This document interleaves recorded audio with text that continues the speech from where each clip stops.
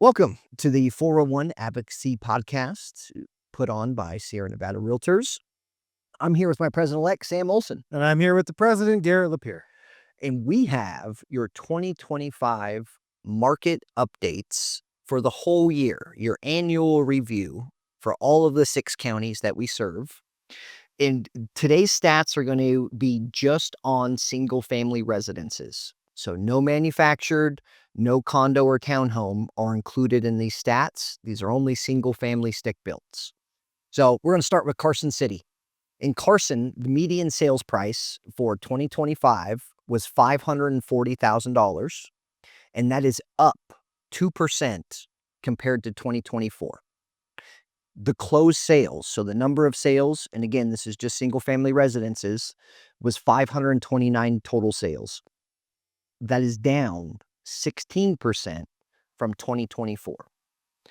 Okay, median days to contract was 24.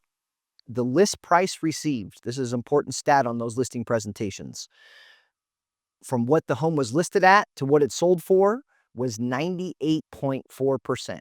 So you're within 2% of what you're asking to get your final sales price. Mm-hmm. And then the median price sold per square foot was $314. And then new listings was 594 new listings. And that is actually down 16%.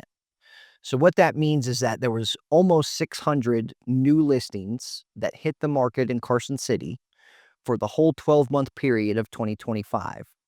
And that number is 16% lower than the number of active listings that hit in 2024. I'm going to tell you something you may not have heard over the last couple of years. We need more inventory. We sure do. But I guess they have it out in Churchill because while Carson was down 16%, Churchill County was up 16%. That's great. On new listings. So 327 new listings out there and a median sold price of $248 on single families. Now their median sales price up 2.6%. So everybody started 25 thinking, oh, it's a crash. Oh, it's going to 2.5%, 2.6% up. Yep. Still a very robust, normal market. And the median home sales price out there was $395,000. And in Churchill County in 2025, we closed 257 sales with median days on market up 26.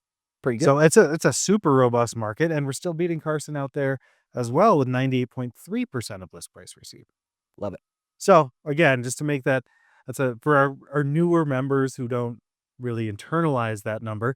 If a home is $100,000, one, call me, I'll buy it right now. Two, that means you can expect to receive $98,300 for it. Correct. Okay. So we're not as aggressive in our pricing as we are. Our pricing is pretty stable with where things are closing and where things are appraising, which I think is great. Correct. I think that our sellers have come back down to reality. Median sold price per square foot, $248 out in Churchill. That's not bad. It's not bad. Churchill seems to be pumping pretty well. Well, and I think a part of that is you're seeing there's some good value to be had out. There's some great value out there. Yeah. So we're going to jump into the Douglas County market. And this is not a typo. The median home sales price for all the single-family homes out in Douglas County was $714,900. That is actually up about 1%, just shy of 1% over 2024. That's a big median sales price.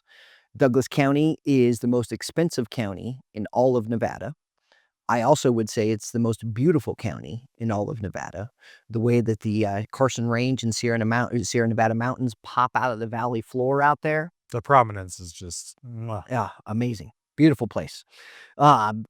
Closed sales. They had a good year. 767 total closed sales, and that was up 10% from 2024. That's great. Median days to contract was 36, so a little slower, but that price point's bigger too. List price received. They were at 98% as well. 97.7, we're going to round up and call it 98. So they were within 2% of what they were asking on their listings as well. Median price per square foot was $361. And then new listings. This is the number I really love. There was 1,013 new listings out in Douglas County this last year. That is up 16% from 2024. So Douglas said, we need more inventory. Here we go. We're going to give you a bump of 16%. So that's great. I love seeing the new listings passing closed sales Agreed. for the year on year, because we still have that protracted housing shortage. Yeah. And numbers like this, where our new listings are higher than our closed sales, means that our buyers have choices. But the fact that the prices are still up year over year means that our sellers are not getting hammered. That is We're correct. approaching a more balanced market. That's correct. And we're going to delve further into that specific topic when we get done talking about all the counties. Lyon County, your single family median home price went up 4% in 2025. And that's $405,000. Closed sales of 1,111. Median days to contract, for all intents and purposes, pretty flat at 32 days. So 1 month to get your contract, 1 month to close it. Not bad. Not bad. List price received, I think this might be our highest at 98.8. Yep. So Basically 1% off. 1% off, which is fantastic. Yep. Like, Really good. perfect. Median sold price per square foot down in Lyon County, $247 per square foot. And we still have that same more new listings than closed at 1,370 listings in Lyon County. That's awesome. So our inventory is growing. I love to see that. I love to see that. Now we're going to jump into Story County. So Story County, their median sales price was $650,000. Don't let that scare you too much, because they don't do a ton of transactions up there. It's a smaller county, the smallest of all the ones that we serve. And there was 46 closed sales in all of 2025. Okay? That is actually down 16% on the number of closed sales, but that median home price was up 19%. So it kind of tells me that there was some higher end houses, some better housing that was sold in 2025 compared to some previous years. I think I can extract that from that data. And I think that's fair. On the median for days to contract, it was 30 days. So again, a month to get a contract, roughly a month to close escrow. The list price received was 97%. So they were within 3% of what they were asking. The price per square foot, the median price per square foot was $298. And then they had 63 new listings that hit the market throughout 2025. And that was down 11% to 2024. But it was still higher than the closed sales. So that's a good sign. And what I'm seeing, when the median days to contract is down It is. by a quarter. Yep. And new listings are up, that shows that Story County is popular. People are wanting to move there. And because the market is literally speeding up. It's true. I mean, who doesn't love Virginia City? What a great place. It's snowy. I love it. It's super charming. It was one of my favorite places to go when I first moved here. Yep. I stepped back into the Old West. Love that taffy store. All right, Washoe County. Washoe County, it's our most populous county. It is. It is our most populous county, and that's median sales price of $587,000 for a single family home. And that home was transacting in 26 days, which I think might be our fastest, which makes sense. We have the population base in Washoe County to really support a more robust market. Closed sales definitely takes the cake. Yep. 4,713 closed sales, but 5,730 new listings. That's awesome. That's awesome. List price received is still 98.5%. We'll call it 99. Yep. So what that means in practice, we got $587,000. You can expect an offer to come in $6,000 low. Correct. Yep. And I will say that's the one stat when I'm on listing presentations that I use on almost every single presentation. For example, you get that seller who says, I know you think we should list it at 700, but we want a little wiggle room. We want to list it at 725 to give us some room to drop because someone's going to offer us way less. Mhm. And I will always point back to this stat right here and say, all the homes that sold in Carson City, in Washoe County, wherever it may be, sold on average for 99% of what they were asking. So if we price this home right, we're going to get our asking price, or at least really Really close to it. Close enough. And that's what the stats are showing. Over 4,700 sales, they're showing that. So it wasn't just one sale that happened, over 4,700 sales that happened. And that has really been a big benefit, a great objection overcomer for me. Yep.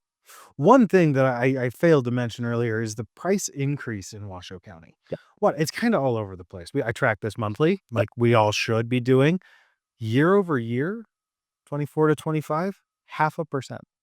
Before we jump back into the conversation, we want to take a quick moment to thank our amazing sponsors over at Ticor Title of Nevada. Their support helps make this podcast possible and allows us to keep bringing you valuable content every episode. So gone are the days of buy a house, sell it next year, and put a bunch of money in your pocket. Last night, I had a conversation with a client who wanted to sell, who bought in 23, and I said, the only person making money on this transaction is me. I think you should stay. Yep. Solid advice. One thing that stands out to me is in all these counties, the median home price went up. And not all the counties, but let's see. Most of the counties had, it was split. It was 3 and 3. So 3 counties had less total sales and 3 counties had a little bit more total sales. So in a normal market, you have less sales, which would tell us there's less demand, which usually means the price is going to drop. But that's not happening. And it's not happening basically because we don't have enough inventory. So there's enough demand to meet the inventory needs. And I would say demand exceeds the inventory for sure. And that's why you're not seeing prices drop. So even though there's less transactions, typically you'd see the price drop with that. But that's not happening because we don't have enough inventory to eat up that demand. So it's keeping the demand high. Yep. We have a tremendous housing shortage, and we have because our home building never reached the stage that it did in 2008. Correct. And that was our maintenance stage. Because I don't know if you know this, homes don't last forever. No, they don't. And especially in Washoe County, where I do most of my business, we've got homes from the 40s, the 60s, the 80s, and the early 2000s, and then brand new, and really nothing in between. So our inventory is aging out, but we're not building enough quality replacement inventory. And there's not enough land. Land's an issue, certainly in our area. We're surrounded by mountains pretty much in every county that you're in. And, you can't just sprawl and sprawl and sprawl. The mountains are going to limit your geographic area there. So yes, land's an issue. I know for me, it gets hard sometimes to wrap my brain around. It seems like every corner I turn, there's a new subdivision that's popping up. And yet I know this, we need more housing. But there's new housing starts on every corner.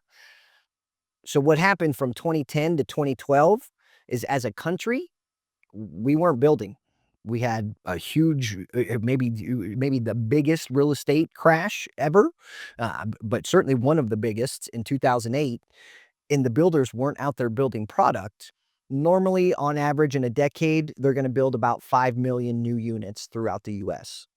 During that time frame, they built a little over 1 million, way short from what you need. And here's the thing is you don't just catch up and go, oh, I need to build an extra 4 million houses on top of the 5 million I already need. Doesn't work like that. It takes time to build houses. You got to have enough workforce to build the houses, all those factors that go into it. So we really got caught behind the 8 ball when it comes to new housing starts. And 13 years later, 15 years later, we're still working to catch up. Correct. Like it's just a long, protracted process. And honestly, it'd probably take another decade, maybe 2, to catch up, quote unquote. But I think that was even, and if I can just digress a little bit, I think that's even before you factor in the Zoomtown phenomenon of 2020 and 2021, where little towns like ours in the West had a massive influx of people. We had 10 years of people moving in 2 years. Correct. That is a massive disruption that we are still feeling in the marketplace. Yep. And I think, it's still settling out. This shows that we're calming down. Correct. That's been something that I've said over and over in my own personal marketing stuff is the market's stabilized. It really has stabilized. You're not seeing huge shifts in price. You're not seeing huge shifts in total sales. For most of the counties, Carson being down 16% in total sales, not great. Don't love that. But it's not 50%. It's not 25%. So And values are steady. that's exactly right. Values are steady, and list price received or close price received, for all intents and purposes, steady. Correct. And I truly believe that there's a ton of shadow inventory on both sides of the equation. I think there's a lot of people who have been wanting to buy over the last couple years, and whether those are first-time home buyers or someone who is currently a homeowner and is sitting there with a 3%, 2.5% interest rate, and I have this conversation at least once a month. Garrett, I'd love to sell my house. I need more room. I just had another kid. I need another bedroom. But my mortgage payment is literally $1,600 a month. I'm not moving. And listen, there's nothing I'm going to say as a real estate agent there's nothing I should say as a real estate agent to get that person out of their $1,600 a month payment. Keep that house forever. Let's make that a rental and get you into something else. But I think there's a lot of shadow buyers who haven't been able to buy in the last couple of years. As the rates trickle down, and I'm confident that we'll see a little shift. Are we going to get to 5% in 2026? No. No, I don't see that happening. But if we can get to the high fives, even settle right at 6, that will help more people get in and be able to buy and afford. And then you have a lot of sellers who would sell their house right now if their payment wasn't double of what it is today. Mm-hmm. As their equity builds, that will help push that payment lower. And as interest rates go down, that will help push that payment lower. So you'll see more people decide to get out of that 3% interest rate, putting new inventory on the market. And there's still always the 5 things that drive the market, no matter what: diamonds, divorce, death, debt, and diapers. Yep. Always driving the market. So that's kind of what we're at. We're at that core. We don't have people moving for fun. Correct. Which we had so much of in 2021. And there are folks. The reason I sold my big house that I had such a great deal on. Yep. I didn't need 4 bedrooms. That's a family home. Right. So I sold it.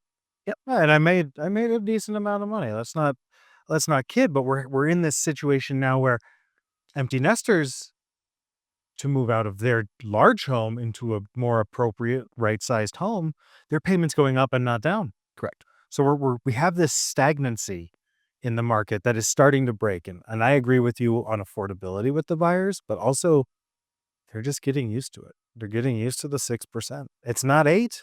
Yep. It's not 5. Correct. But 6 is just what it's going to be. And the whole economy is just reshuffling. Yep.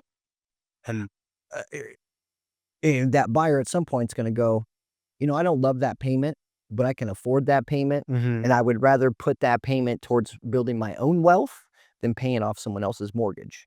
And that will help at some point too. Mm-hmm. And it's 100% true. When you're renting someone's home, you are paying their mortgage. I just bought a duplex at 8%. So please, I need a tenant. I need 2 of them. And that's what I love about real estate is every market there's opportunity. And that opportunity is different. Some markets, it's an investor's market where they can come in and get some really good deals and keep it a rental or turn around and flip it. Some markets, the opportunity is, I think the big opportunity right now is for people who have that 3% interest rate. That's your first rental. Mm-hmm. You keep that house. Your $1,600 a month payment, we can rent it for $2,600 a month. I'm cash flowing $1,000 a month. Now we just need to save up enough money to go buy a new primary residence. And my hope through this whole little journey that the market's been on for the last 5-6 years is that we will see more mom and pop real estate investors from this because they're going to keep that 3% interest rate. Mm-hmm. And you should. You should. But if you're on the fence, list, because we need the inventory. My goodness. I love seeing mom and pop investors. I love it. It's for the majority of people. This is the best way to grow generational wealth. Without a doubt. I mean, in my own personal circle, my family, my friends, I mean, One story. Helped a young guy, got a great job. He bought a new construction house in the downturn. I want to say it was 2011, somewhere maybe 2012, right in that range. Bought a brand new home in South Reno for $225,000. Got 10,000 back in builder upgrades. So really 215. At the time, that was a lot of money. And that was biting my fingernails. Should I buy this? Is this a good investment? Should I do this? And at the time, no one knew that the market was going to charge back the way it has. Well, that house is now worth, let's call it 650 conservatively. That client owes, let's say, 150,000 on the house, probably a little less than that. But let's call it 150. That's $500,000 in equity you have. Are you going to be able to live off that the rest of your life? Probably not. But that $500,000, if I play it right, I'll never have to worry about the price of eggs or groceries or milk or anything else. I'm going to have a comfortable level of financial success by just buying a house. And that house put a roof over my head and helped me raise my kids. That's the power of getting into that first property and building that equity. Mm-hmm. And it only works if you do it. That's it. And if you wait for the right time, it never comes. It's true. When you're ready, make the move. Buy property and wait. Don't wait to buy property. Correct. I mean, I know it sounds a little biased, but we're talking to our professional colleagues. Hopefully we'll be talking to some customers as well. But Without doubt. And my hope in you as the real estate professional listening to this podcast, steal what I said. Take my line. Go say it at someone's kitchen table. That's how I came up with the lines that I have, was from listening to other people. And, oh, you said it like that? You framed it like that? I love that line. I'm gonna steal that. I'm gonna take all that. the time. So I'm good at R&D. Rip off and duplicate. I'm optimistic, Garrett, about 26. I am. I think the economic indicators say that it's going to be very good. Even if it's just a repeat of 25, it'll still be a very robust market. Agreed. As a matter of fact, the National Association of Realtors is very optimistic about the market in 2026. So, and mind you, this is their forecast for the entire U.S. housing market, not just Northern Nevada. But they're forecasting a 14% increase in the total number of sales that will happen in 2025. That's fantastic. Isn't that wonderful? That's great. And if you want a piece of that, you'd better come to free CE offered by SNR so you can be ready to grow your business by 14 to 20% next year. And if that pie, even if that pie gets 7% bigger, that's a bigger pie for all of us to try to get into. And I love that. Yeah. Thanks for listening. See you next time.